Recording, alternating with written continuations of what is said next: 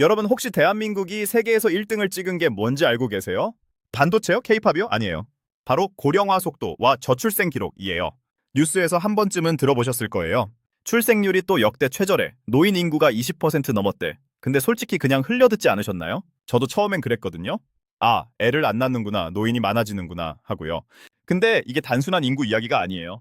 이건 여러분의 지갑, 집값, 연금, 그리고 우리 아이들의 미래가 통째로 걸려 있는 문제예요.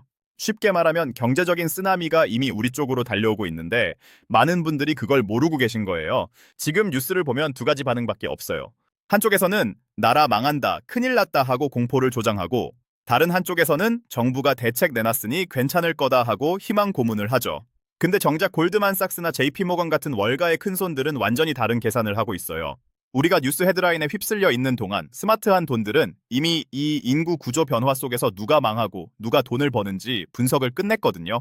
그래서 오늘 제가 이 고령화의 실체와 그 이면에 숨겨진 돈의 흐름을 낱낱이 풀어드리려고 해요. 어렵고 무서운 이야기처럼 들릴 수 있지만 저는 최대한 쉽고 재미있게 설명해 드릴게요.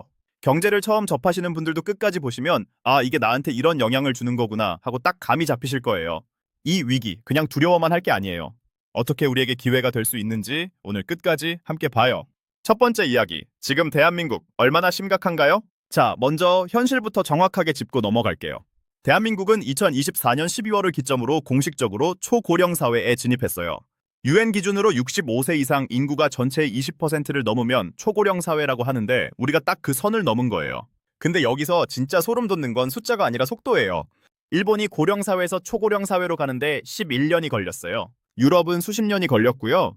근데 우리나라는 단 7년 만에 그 과정을 끝냈어요. 인류 역사상 이렇게 빠르게 늙어간 나라가 없었어요. 말 그대로 전례 없는 속도예요. 그럼 출생률은 어떨까요? 2025년에 출생아 수가 25만 4천 명으로 조금 늘었다는 뉴스 보셨나요? 에요? 이제 반등하는 거 아냐? 하고 생각하셨다면 잠깐요. 이건 코로나 때 미뤄뒀던 결혼이 한꺼번에 몰린 일시적인 현상이에요. 30대 초반 인구가 잠깐 늘어난 기저효과일 뿐이고 근본적인 구조가 바뀐 게 아니에요. 실제로 전문가들의 전망을 보면 2100년까지 우리나라 인구가 지금의 절반 수준인 2185만 명까지 줄어들 거라는 예측이 훨씬 더 우세해요. 쉽게 정리하면 이렇게요. 잠깐 숨을 고른 것처럼 보이지만 방향 자체는 바뀌지 않았다는 거예요. 두 번째 이야기, 국가 재정. 진짜 얼마나 위험한가요? 이제 돈 이야기를 해볼게요. 국가 재정이 어렵다고 하면 세금 좀 더 내겠네 정도로 생각하시는 분들이 많은데 실제로는 훨씬 심각해요.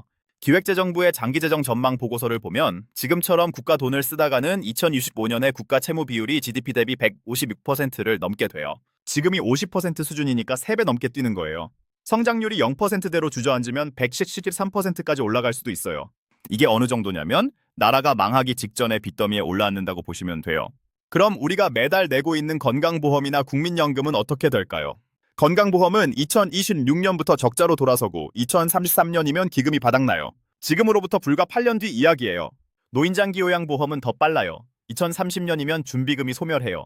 국민연금은 2064년에 고갈될 것으로 보이는데 최근 개혁안을 반영해도 근본적인 해결책은 못 된다는 평가가 많아요. 이게 왜 이렇게 되는 건지 쉬운 비유로 설명해 드릴게요. 피자 한 판을 10명이서 나눠 먹어야 하는데 피자를 굽는 사람, 즉 일하는 사람은 5명으로 줄어들고 피자를 먹겠다는 노인분들은 15명으로 늘어나는 상황이에요. 게다가 피자 도우, 그러니까 국가 재정 자체도 점점 얇아지고 있어요. 그러면 어떻게 되겠어요? 한 사람이 먹을 수 있는 양이 확 줄어들거나 피자 굽는 사람한테 엄청난 부담을 줄 수밖에 없어요. 이게 바로 부양비 증가의 실체예요. 일하는 젊은 세대가 점점 더 많은 노인을 부양해야 하는 구조가 되는 거예요.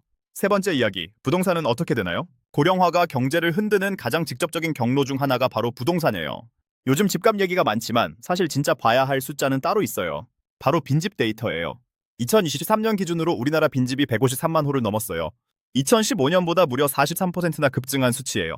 학자들은 이 현상을 도시천공이라고 불러요.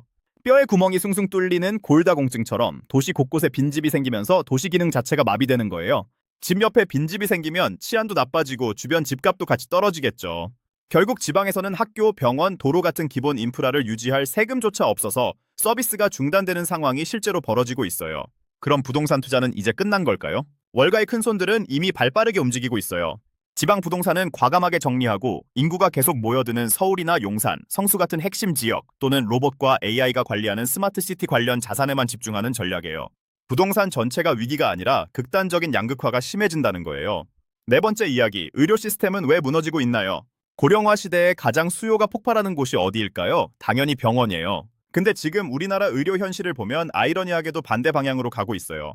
2024년 의대 증원 문제로 전공의 90% 이상이 병원을 떠났고 그 이후로 큰 병원 수술 건수가 반토막 났어요. 대기 시간은 점점 길어지고 있고요. 여기에 고령 인구 증가로 의료비 지출은 최근 4년 동안 39%나 폭증했어요. 수요는 폭발하는데 공급은 줄어드는 최악의 상황인 거예요. 심지어 지방의 어떤 도시는 소아과, 산부인과, 외과 같은 필수 의료 분야의 연봉 4억 원을 제시해도 의사를 구하지 못하고 있어요. 그런데 여기서 관점을 바꿔볼게요.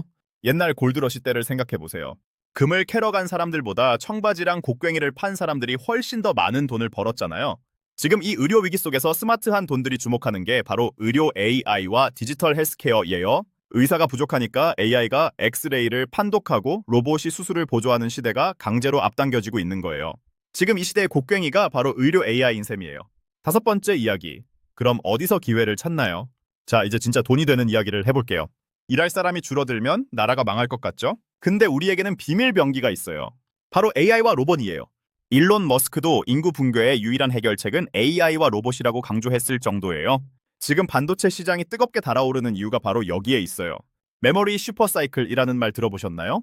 AI를 제대로 돌리려면 HBM, 그러니까 고대역폭 메모리라는 아주 특수한 반도체가 필요한데 이걸 만들 수 있는 회사가 전 세계에 삼성전자와 SK 하이닉스 정도밖에 없어요. 쉽게 비유하면 이렇게요. 페라리 엔진을 달아놨는데 연료 공급 호스가 빨대만 하면 차가 제대로 달릴 수 없잖아요. 지금 AI라는 엔진은 엄청 좋아졌는데 데이터를 공급해주는 메모리가 턱없이 부족한 상황이에요. 이 빨대를 소방호스로 바꿔주는 역할을 하는 게 HBM이고 그 수요가 지금 폭발하고 있는 거예요. 여기에 더해서 산업용 로봇, 서비스 로봇, 의료 AI까지 고령화로 인한 노동력 부족을 기술로 메우려는 흐름이 강해지면서 관련 산업 전체가 역대급 성장 기회를 맞이하고 있어요. 인구가 줄어드는 위기가 역설적으로 기술 혁신을 강제로 앞당기고 있는 거예요. 여섯 번째 이야기, 자본시장은 어떻게 변하고 있나요?